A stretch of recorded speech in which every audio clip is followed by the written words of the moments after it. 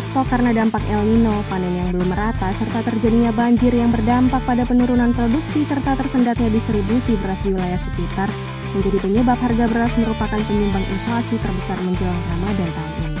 Rilis berita resmi statistik 1 Maret 2024 mencatat, inflasi Jawa Tengah pada bulan Februari 2024 sebesar 2,98% year on year dan 0,57% month to month. Komoditas penyumbang inflasi terbesar secara month to month meliputi beras 0,34%, telur ayam ras 0,06%, daging ayam ras 0,05%, dan cabai merah keriting 0,04%. Secara year on year, beras, sigaret kretek mesin, cabai merah, bawang putih, dan gula pasir menjadi komoditas penyumbang terbesar.